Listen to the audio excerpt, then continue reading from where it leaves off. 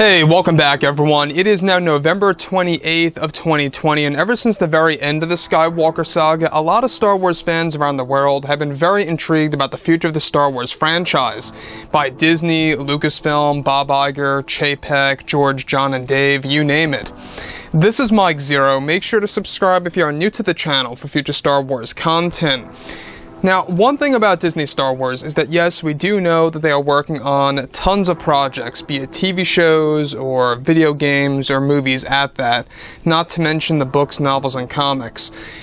A lot of work is really being poured into this new expanded universe, and George Lucas, Jon Favreau, and Dave Filoni are really all working together as a team, very close together here, in order to deliver as much authentic content as possible with Star Wars. Now, just yesterday, alright, spoilers for The Mandalorian Season 2 Episode 5, by the way, was an amazing plateau of Star Wars. It really was. It really hit a new level.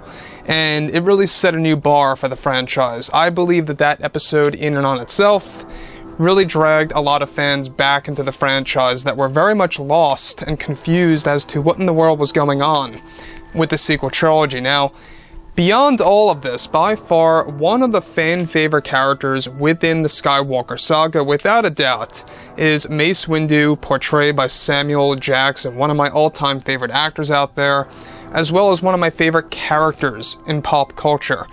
Now, what's really exciting all the more so is that Disney is taking advantage of a lot of the core characters that are already established and has plans to bring them back in very significant ways. Now, with the Skywalker saga now over, both Disney and Lucasfilm are focused on their new Star Wars universe and trilogy of movies.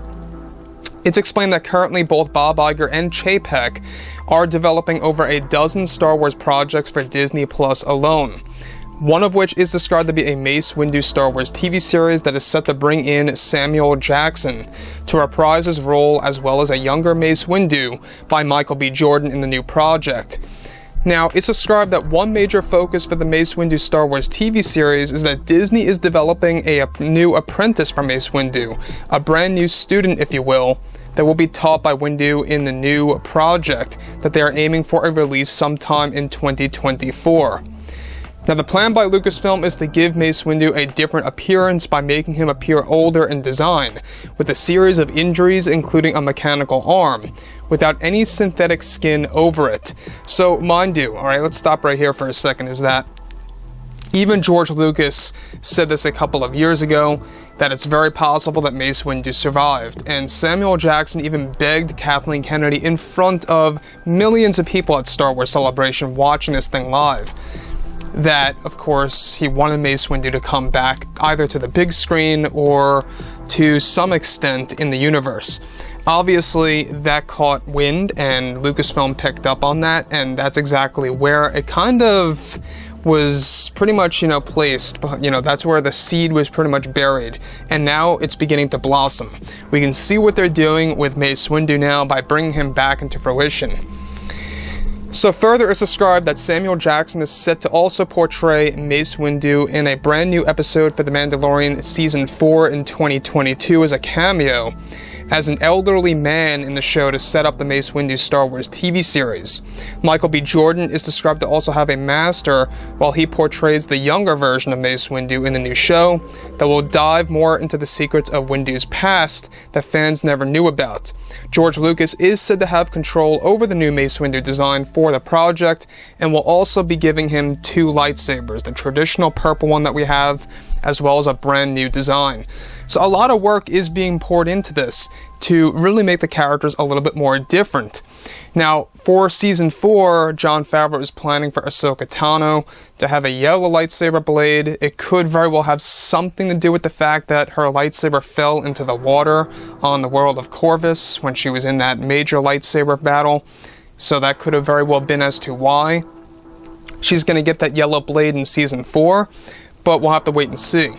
Overall, I think that what they're trying to do here, obviously, is that they're trying to really expand the characters that they know Star Wars fans really enjoy.